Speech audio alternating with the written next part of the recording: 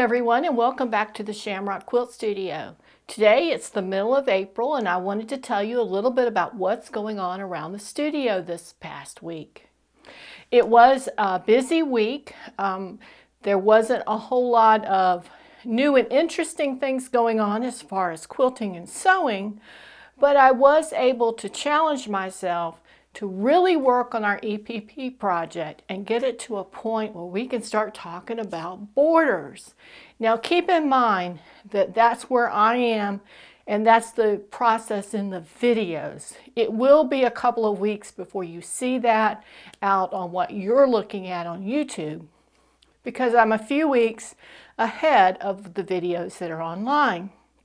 But you will be seeing that soon, and I'm very happy with the results and how it's looking. I think I've got a good plan for finishing it and a use for me for this project. So stay tuned. We also have 2 videos coming out on that EPP project this Wednesday. So keep in mind, keep an eye open for that. If you've already seen them, that's great, or you might want to go look at them now. And remember, you can always go back and watch all of the previous episodes at any time on this subject or any others. I do have a couple of other projects that I'm working on. One is a custom design quilt that I've got mostly still up here. I do know it will involve lots of circles and blue fabrics, and I was able to collect a lot of cardboard products this week that I can start cutting circles out of. For some reason, during the political season, we get all of these postcards that's just the right thickness of material. Had I been thinking about it at that time, I certainly would have saved all those, but I didn't. And for some reason, all of a sudden, nobody's mailing anything with cardboard. So I have had to resort to using cardboard boxes from grocery items. There was a couple of mailers and some other things around the house that I've been able to collect enough to really start to move forward on that project. So I think you'll see that in the next coming weeks, maybe grow a little bit in the volume of content I have on that one. Another new project that I'm in the pre-planning stages, I'm ready to do another applique quilt, or this one may not actually end up as a quilt so much because I really found it is a pattern that's out there and published. I don't have the designer's name handy, but the middle section of it is pretty large. I want to guess that it's maybe 28 closing in on 30 inches square, and it's called My Tweets, and I hope to be able to get that particular pattern ordered maybe even today. Fortunately, I have the day off. It's the first time I've had a day off that I could pretty much do what I want to, so I'm taking advantage of that to catch up on some videos and catch up on some tasks that really need to be done. So I hope to be able to order that pattern today.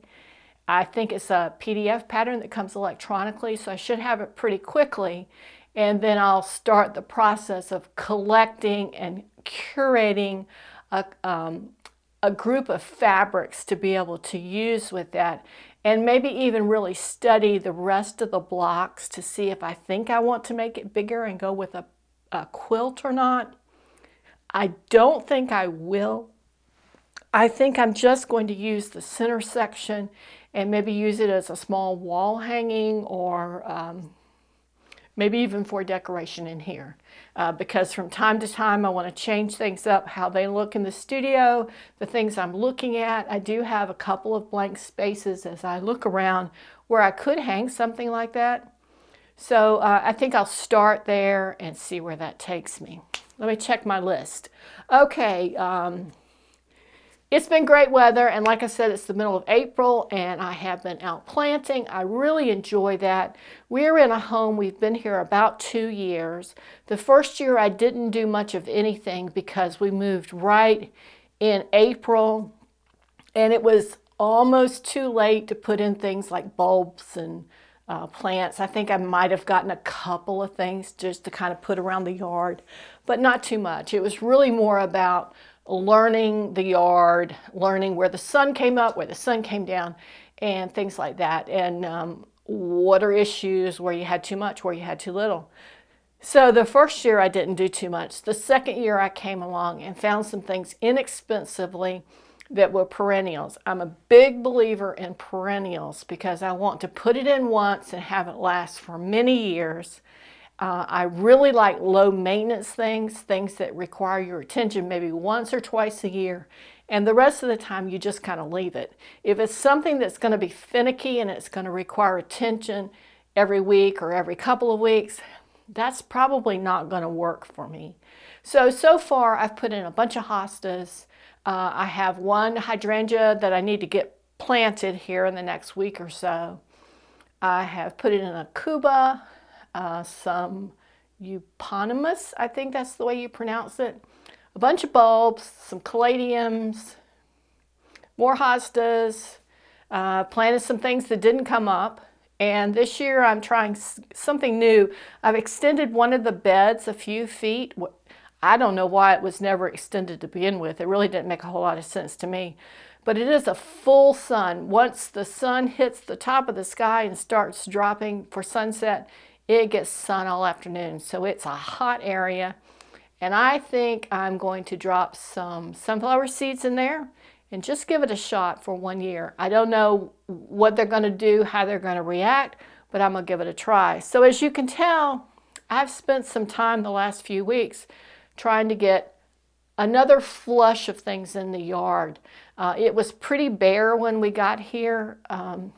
We have a nice feature in the backyard, but as far as plants go, they kind of focus just on that feature and the back of the house and up into the more natural areas and the fence lines.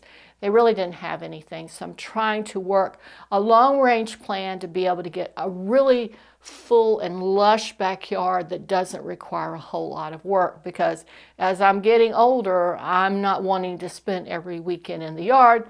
I'd rather be doing things like this. So that's what's going on outside of sewing.